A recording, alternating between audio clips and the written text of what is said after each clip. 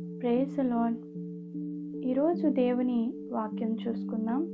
మత్తయి సువార్త 22వ అధ్యాయం 37వ వచనం. నీ పూర్ణ హృదయముతోనూ, నీ పూర్ణ ఆత్మతోనూ, నీ పూర్ణ మనస్సుతోనూ నీ దేవుడైన ప్రభువును ప్రేమించవలెను.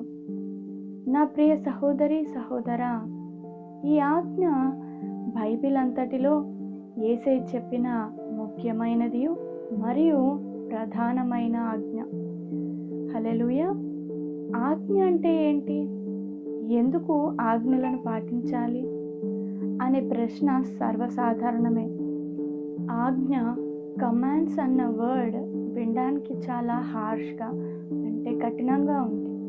ఒక ఉదాహరణ చూసుకుందాం.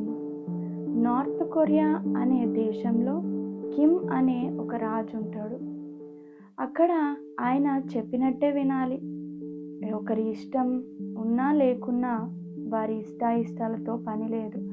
ఆయన కమాండ్ చేస్తే చేయడమే ఆ దేశంలో ఉన్న రూల్. కానీ ఇక్కడ దేవుడిస్తున్న ఆజ్ఞలు అలాంటివి కాదు.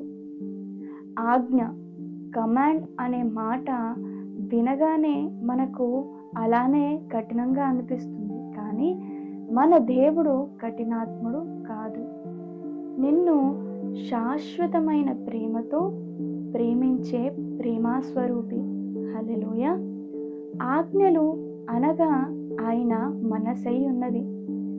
ఆ మనసులో నీ గురించి, నా గురించి సరైన త్రోవలో వెళ్ళడానికి మార్గాలు ఉన్నవి.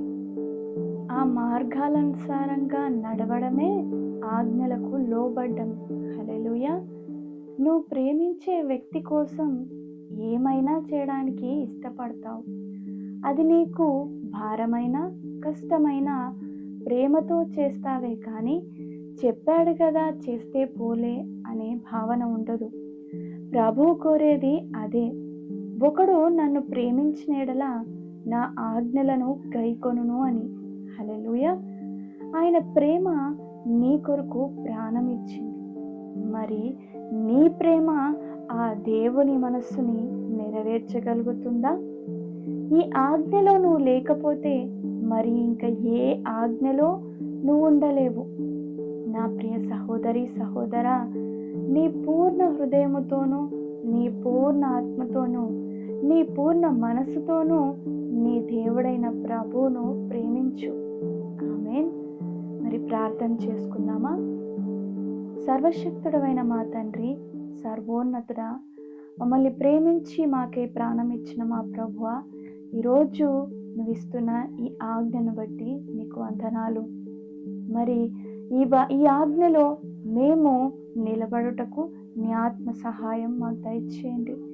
ఈరోజు నుండి ప్రభువా, నూరంతలుగా నా తండ్రి, మా పూర్ణ హృదయముతోనూ, మా పూర్ణ ఆత్మతోనూ, మా పూర్ణ మనస్సుతోనూ నిన్ను ప్రేమించుటకు మాకు సహాయం దయచేయండి. రుచి చూచి తెలుసుకొనుడి, యెహోవా ఉత్తముడని నీ వాక్యం సెలవిస్తుంది. నా దేవా, ఈరోజు మా జీవితాలలో నువ్వు నింపిన నీ ప్రేమ ఎంతో అద్భుతం. ఈ ప్రేమలో మేము ఎప్పటికీ నిలిచినట్లుగా మాకు సహాయం దయచేయండి. వింటున్న నీ పిల్లల హృదయాలలో నీ వాక్యాన్ని స్థిరపరచండి. ఈ రోజంతటిలో నీ కృపా కాపుదల మా అందరికీ తోడయుండును గాక. యేసు నామములో ప్రార్థిస్తున్నాము మా తండ్రి. ఆమేన్.